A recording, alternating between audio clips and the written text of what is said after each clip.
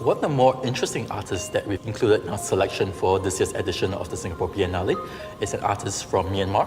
His name is Htein Lin, and he boasts an incredible life story.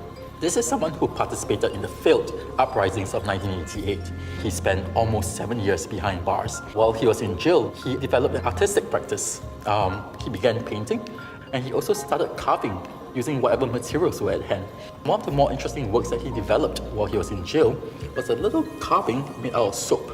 Sheva soap is something that's a commodity that is quite ubiquitous in Myanmar. And Htein Lin carved a little figure trapped within the claustrophobic confines of 4 walls, hunched over. And when he was actually visited in jail by a representative from the Red Cross, he smuggled this little artwork out to him. He carved 500 similar pieces of soap and arranged them into a map of Myanmar itself. What he was really doing here was to amplify those years, using that as a metaphor for thinking about the collective helplessness that the people of Burma or Myanmar felt under those long years of socialist military rule. For the first time in the 10-year-long history of the Singapore Biennale, we're having a participating artist from Brunei. His name is Faizal Hamdan.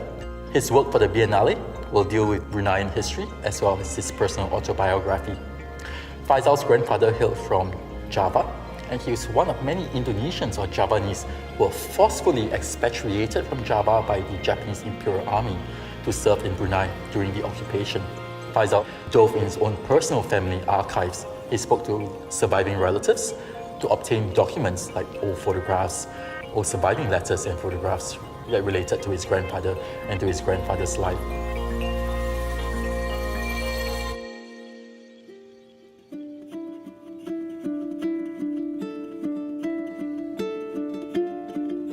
Your work for us this year, called The Name, deals with themes of Burmese history.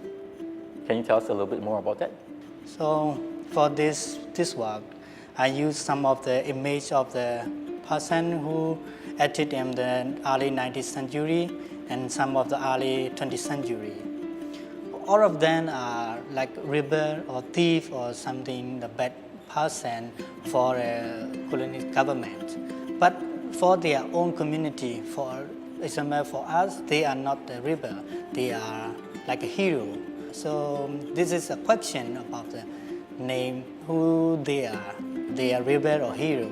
This work is about that.